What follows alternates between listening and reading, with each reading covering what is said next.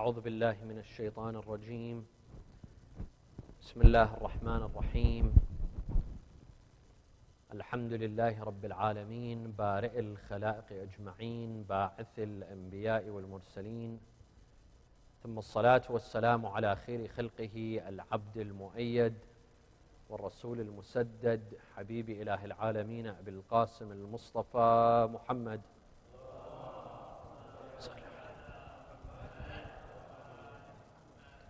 وعلى أهل بيته الطيبين الطاهرين وصحابته المنتجبين. قال الله تعالى في كتابه الكريم: أعوذ بالله من الشيطان الرجيم. يا أيها الذين آمنوا قوا أنفسكم وأهليكم نارا وقودها الناس والحجارة. صدق الله العلي العظيم. صلوا على محمد وآل محمد.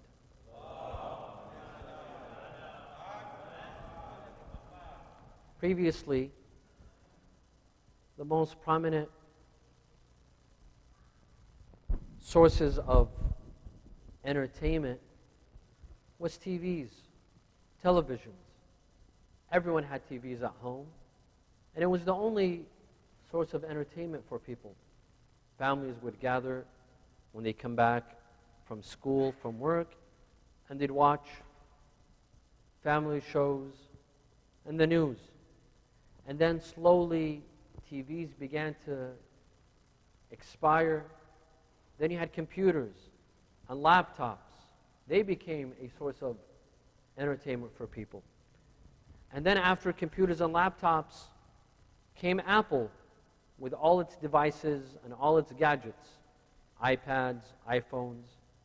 Now, in every home, you'll find at least, on average, 4 or 5 devices that belong to Apple, from iPhones and iPads. Now, this is not just a source of entertainment for adults. Adults enjoy these devices. Each person has his own iPhone and his own iPad. But kids as well, they enjoy these devices. And it's a form of entertainment for them. Kids can sit on their iPads for hours without distractions. If a bomb goes next to them, sometimes they don't even notice what just happened. Of course, it's not just a source of entertainment, but it could be a source of education as well. There's a lot of educational programs that you can put on your iPads for your children. There's a lot of educational programs on YouTube for them to watch, whether it deals with math or science or even Islam. And some parents have discovered that the iPad is the best way to keep your child busy.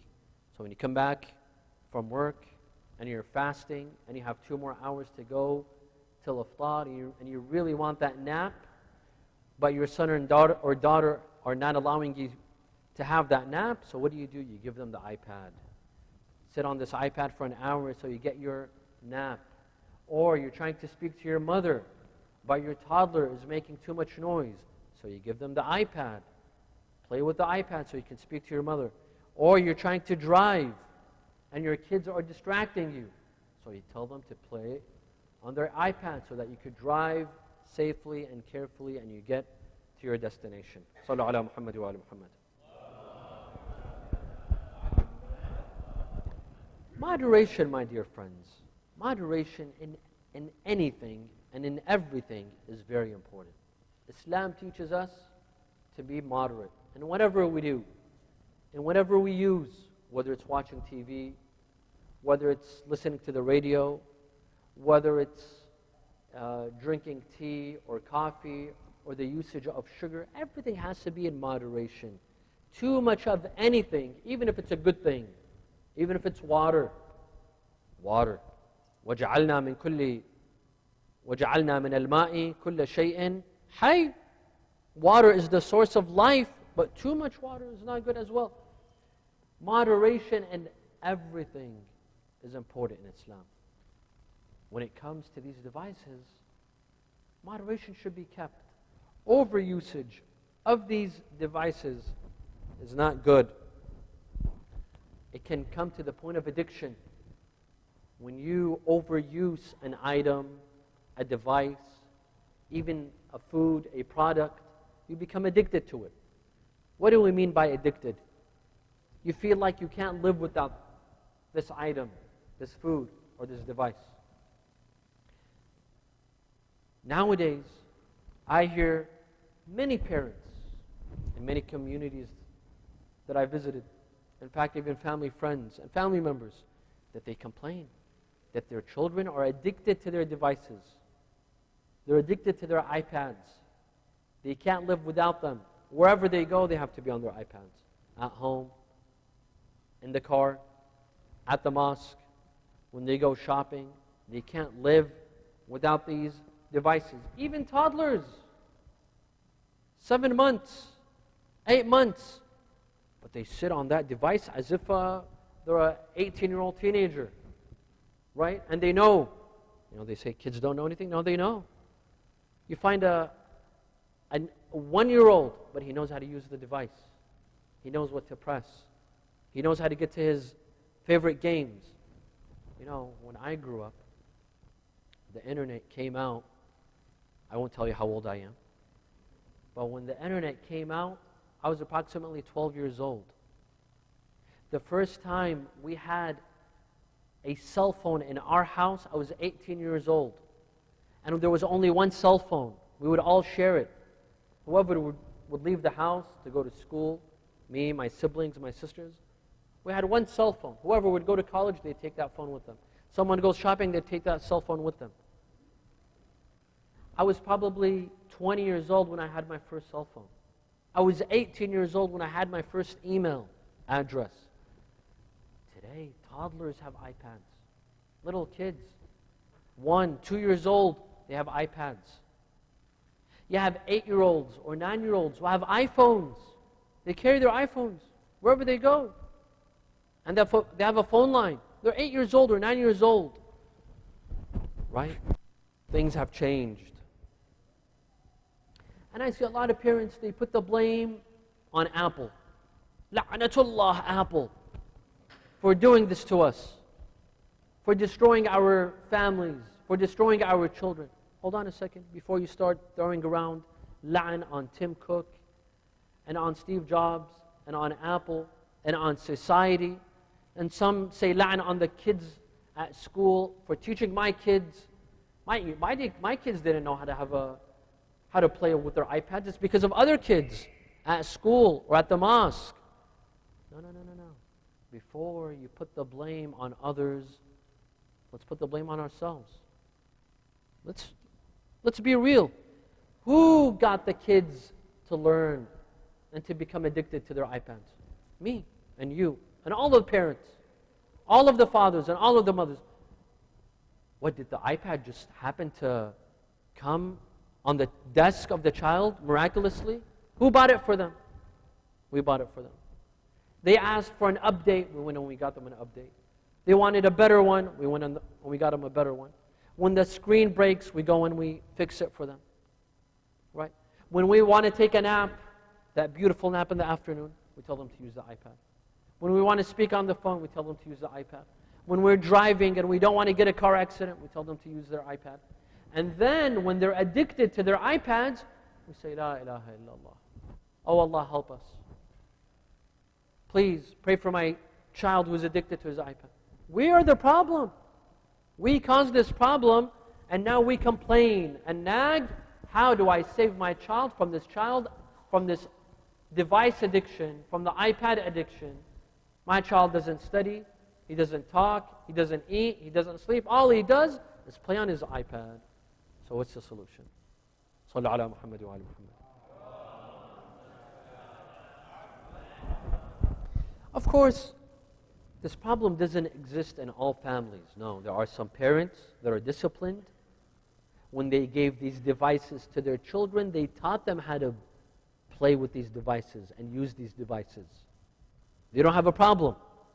But for some parents who did not discipline their children, who did not give them the right teachings of how to use this device, they didn't set hours, they gave them the device without limits, without controls. They're the ones that have this problem. So how can you detect if there's a problem in your house? How can you detect if your child is addicted to his iPad or he's not? If she's addicted to her iPad or she's not? So there's signs. There's signs of addiction. One sign is that your child refuses to engage in any other activity. No other activity. They have no interest in any other activity. Let's go to the mall. No. Let's go to the mosque. No. Let's go out for sports. No. They always want to stay home and stay on their iPad. Let's go to the movies. Let's watch your favorite movie. No. I want to stay home. That's a sign of addiction. They're not interested in other activities. I know a lot of families during the month of Ramadan. The month of Ramadan is not a time to stay at home. It's not a time to spend your time at home. Come to the mosque. You know, you're blessed. Here in the West, there's a blessing. Yes, you're not close to shrines. You don't have the shrine of Imam Hussein. You don't have the shrine of Imam Ali and all the other Imams. But there's a blessing in this society. Let me tell you, in the Middle East, the best time for TV series is the month of Ramadan. People stay at home to watch their favorite series. Alhamdulillah, you don't have that curse, right? But still, I see a lot of families, they stay at home because of their kids. Their kids don't want to come out to the mosque because they're playing on their iPads. Obviously, they can't bring their iPads to the mosque. It's embarrassing. So they stay home. This is a problem. This is a sign of addiction. 2, how can you tell if your child is addicted to his iPad or her iPad?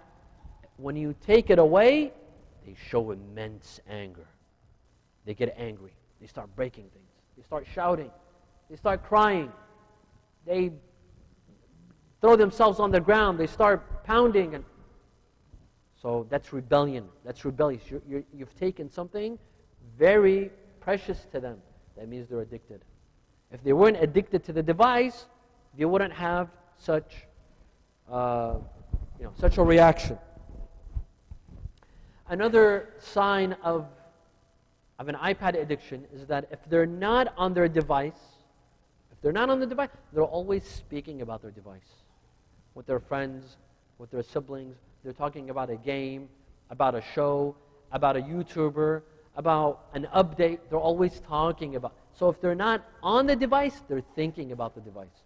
They're talking about the device. They're planning on what they're going to update on their device. They're planning on what to download on their device, right? That's a sign of an addiction. Another obvious sign of an addiction is if they start hiding their devices in bed. Some kids, when they're told to go to bed, they take the device with them. Or they hide it in their bags. They take it to school. That's a very bad sign. That's a sign that this child is addicted to his device and needs it consistently and constantly. If you see these signs in your children, know that they are addicted, and you can no longer be passive. Complaining is no longer enough. Telling your husband, telling your wife that our child has a iPad problem, that's not enough. Stop complaining and start doing. Sallu ala Muhammad wa ala Muhammad. Some might say, Sayyid, you're exaggerating. Sayyid, this is too much. Let them enjoy themselves. Let them what's the harm in playing on their iPad? It's not like they're doing anything dangerous. They're not harming anyone. They're not running in front of cars. They're not going on bad websites. They're not harming anyone. We as kids, we didn't have that leisure of having iPads, right? We didn't have anything to do as kids. But our kids, they have that. They have that blessing. So let them. What's the harm? Why are you trying to take away their pleasure? No. There is a harm. Yes, if children use their iPad moderately, maybe an hour or two a day, they play games and then they go on doing other activities, they go and do their homework, they're social, that's not a problem. But their problem is the overuse, too much. When it becomes an addiction, then it becomes harmful. So for example, one of the first things that gets harmed is schoolwork. their grades. They don't do their homework. They don't study for their exams. They stop reading. They stop preparing. So the first victim of an iPad addiction is their schools, their education. They start giving up their education. Some parents, they wonder, why is my kid not doing so well at school? Why are their grades going down? You don't need to wonder. The reason is right in front of you. The reason is held in their hands. It's because of these devices. These iPads are not letting them study in school, right? Another problem, another harm of these devices is that they're not getting their proper exercise. You know, children, they have a lot of energy. And they're supposed to exercise. They're supposed to go out and play sports. Kids are naturally, they're adventurous. I remember when we were kids, I had friends, they had tree homes or tree houses. They'd climb up the tree and they'd have a tree house. Now, the only sight of a tree house that a child sees is on Minecraft. They're building tree homes or tree houses on Minecraft. You don't see a tree house in their homes or in their garden in real life. They're not getting their exercise. They're sitting on a couch for 5 hours, 4 hours straight without getting their proper exercise. And this is very negative. Another harm is that they're not learning from real life. These devices are not giving them the chance to use their imagination, to daydream. We humans, we have dreams at night and we have dreams during the day. We daydream. Those daydreams are very important for us. They're important for our health. To daydream, to imagine yourself in some place. It's healthy, it's good. It reduces the chances of depression and anxiety. But with kids, on their devices all the time, it doesn't give them the chance to daydream, to think about nature, to ask questions. No. The only questions they ask is, how do I download this game? How do I update this app? That's the questions that they're asking, right? Another feature, another harmful aspect of being addicted to these iPads and these devices is because they're sitting idly, they're not moving around, they're building up a lot of energy. So for 4 or 5 hours, they're building up a lot of energy.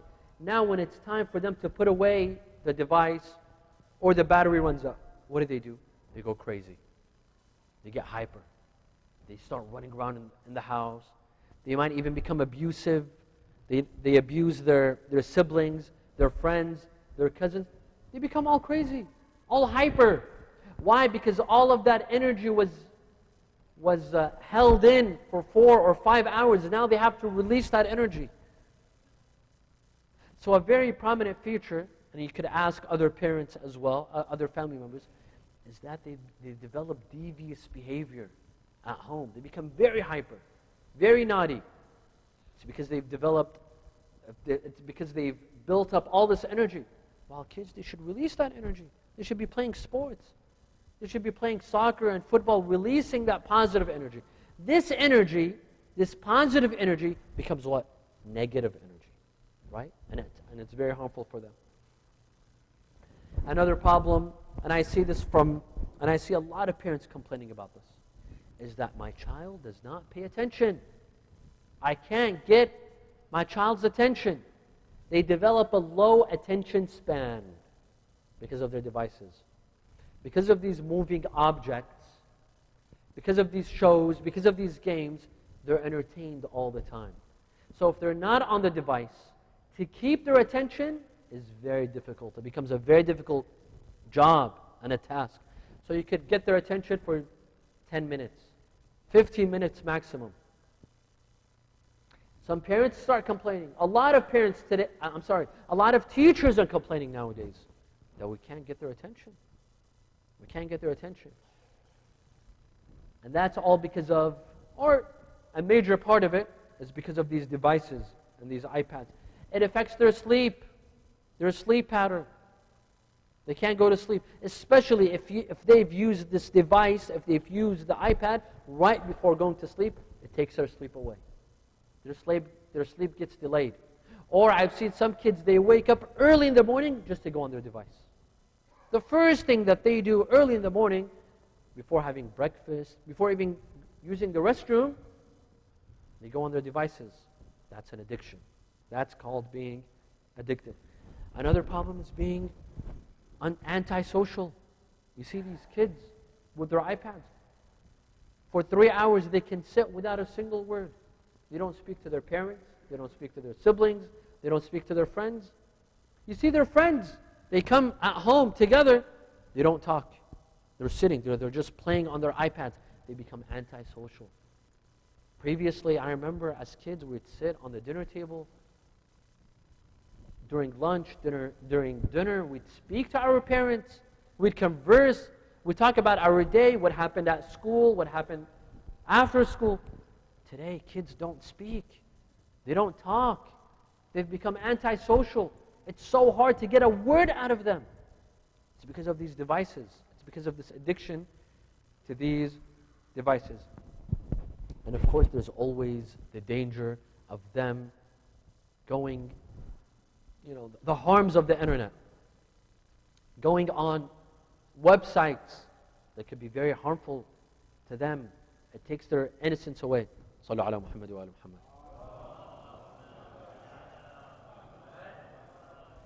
So these children with these devices, with their iPads at 6, 7, 8, you don't know what's on the internet. You don't know what could pop up when they're watching YouTube, or some of them are on social media, on Instagram or Snapchat or Facebook. You don't know who's going to talk to them or what picture they're going to see. So this all adds fuel to the fire. Kids, nowadays, they're losing their innocence. As early as 6 or 7 or 8, they're being exposed to things that in my generation, we were not exposed to. So this is extremely dangerous. Sallu ala Muhammad wa ala Muhammad. So we know the problem. We know the harms. We've heard complaints. Complaining is not enough. Your child is addicted to an iPad. Complaining about it is not enough. Nagging about it is not enough. We have to take action. So what is it? What practical steps are there to reduce this problem in our children? To reduce this addiction in our children? The things that I will suggest, they might not eradicate the problem altogether, but they can reduce the problem. So one, we can encourage our children to use their iPads. I'm not saying take it away from them, no. Let them have it, but encourage the educational use of these iPads. It could be used for educational purposes, to learn math, to learn science, to learn a new language, to memorize the Quran, to learn the Quran, to learn how to pronounce the Quran. This is all available. There's so many educational aspects and apps on these devices that we parents ignore and the children ignore. We can install these apps. Let them use them. So let them use the devices, but for educational purposes. Also, please, my dear brothers and sisters, let's delay the time in buying these devices for our children. When they hit 6 months old, that doesn't mean we should buy them a device. When they're a year old, or even 2 years old, it doesn't mean we have to buy them a device. Even if other families at the mosque, at the center, they have these devices, it doesn't mean that we have to do it as well. Let's delay the process, right? We don't have to get them the update immediately, or the newest device immediately. Let's delay it. Also, this is very important, let's lead by example. Let's lead by example. So if I'm on my phone 24 hours a day, and I'm telling my child to put his device away, what is he going to think? My father's a hypocrite. My mother's a hypocrite. Let's lead by example. Let's put our devices away, and then expect our children to put their devices away. If we're sitting on the dinner table, having lunch, we're driving and we're texting, and we're telling our children not to use their devices, are they going to listen? You think they're going to listen? No. We're teaching them hypocrisy. And they're going to be hypocrites as well, because that's what we're instilling in them. That's what we're teaching them. So we have to teach by example. Also, we need to put restrictions on the apps that they use, on the games that they use. There's YouTube for kids. That's good. There's some apps, there's some games that, they could be very damaging or harmful for these kids. Let's put restrictions. Also, let's put limits on iPad usage. So for example, at dinner time, no iPads. Lunch, no iPads. Breakfast, no iPads. During salat time, no iPad. During lecture time, no iPad. You put restrictions, right? Maybe during school days, only 1 hour of using the iPad. On weekends, for example, 2 hours. You put restrictions. You have to put controls. You have to do this. Also, encourage your kids to do other fun activities. Let them play sports. Go and enroll them in the local soccer team, in the local football team. Kids used to love sports. Nowadays, they're running away from sports because they're so fixated on these gadgets. Outdoor activities, right? This is very important to encourage our kids. Now, according to some psychologists, that if a child is really addicted to his device and cannot let go of the device, it's as if it's part of his body or her body, like a human limb, then here some psychologists encourage a digital detox. So what you do is you take the device from the child for 72 hours. 3 days. 3 days, no device. Or in some cases, you take the device for an entire week. Entire week. So what this does is, it helps the child detach from the device. For 3 days, the child can go on without the device. It creates a detachment. Or a week without the device, it creates a detachment. And also, this is very important. Do not let the child use the device before going to sleep. At least 1 hour, this is what psychologists say. At least 1 hour before bedtime, take the device away. Encourage them to read instead. To read. Let them read a book. Let them read a magazine. Anything. But not the device, because it will ruin their sleep. Sallu ala Muhammad wa ala Muhammad.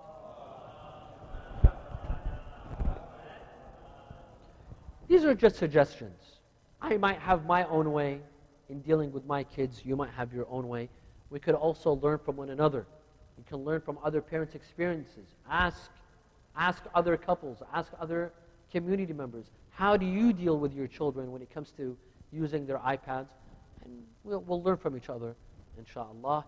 Let's pray for our children. Let's pray for their safety, not in dunya only, but the safety of the akhirah. We have to pray for our children from the dangers of shaitan and the dangers of this dunya and the dangers of the akhirah as well. Bismillah ar-Rahman ar-Rahim. Allahumma salli ala Muhammadin wa ali Muhammad.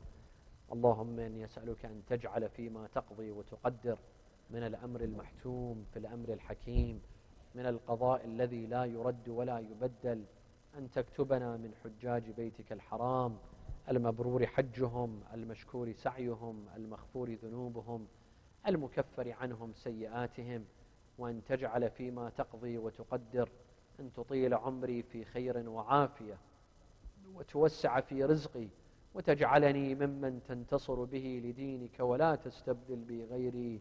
أعوذ بجلال وجهك الكريم أن ينقضي عني شهر رمضان أو يطلع الفجر من ليلتي هذه ولك قبلي تبعة أو ذنب تعذبني عليه ولأرواح المؤمنين والمؤمنات. الفاتحة مع الصلوات.